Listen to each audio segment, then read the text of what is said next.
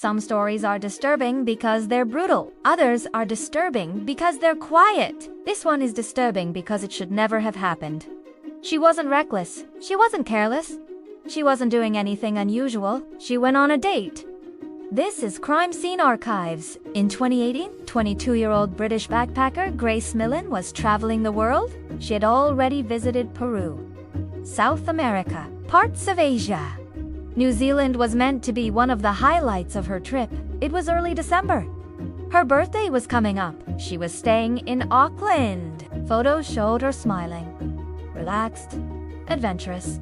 She was exactly where she wanted to be. On December 1st, she matched with someone on Tinder. They agreed to meet that evening in central Auckland. CCTV later showed them walking through the city together, laughing, talking, bar hopping. To anyone watching, it looked normal, comfortable.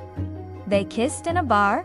They held hands. Eventually, they returned to his apartment, and that's the last time Grace was seen alive. The next morning, Grace didn't respond to messages. That wasn't completely unusual.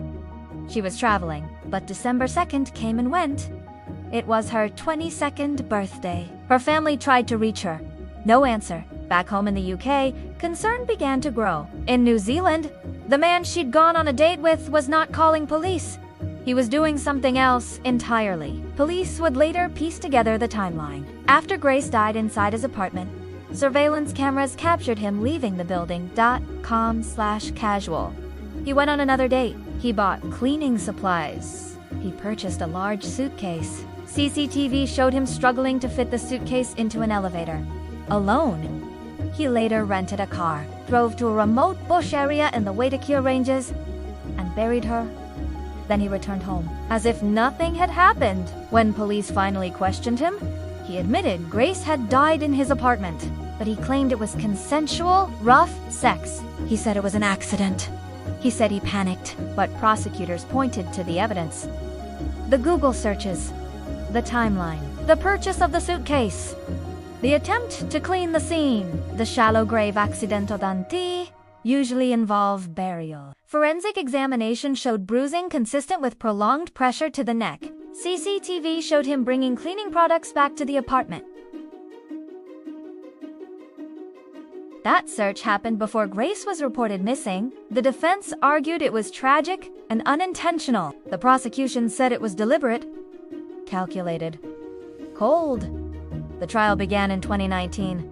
The defendant's name was suppressed at first under New Zealand law. The case attracted global attention. In the courtroom, Grace's family sat quietly. They had sent their daughter across the world to live. Instead, they were listening to the details of how she died. The defense pushed the rough sex gone wrong narrative, but prosecutors dismantled it piece by piece. The jury deliberated, then returned a verdict: guilty of murder. He was sentenced to life imprisonment. Grace's death sparked international conversations about dating safety, about violence against women, about the rough sex defense. Her father spoke publicly. He described Grace as loving, funny, he said no family should endure what they had endured. And perhaps that's what makes this case so disturbing. There was no dark alley, no masked stranger, no warning signs flashing red, just a dating profile, a drink, an apartment door closing.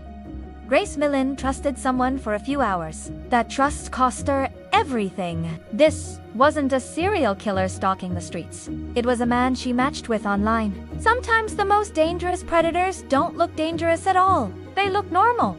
They look charming. They look like a date. And that's what makes this story so terrifying.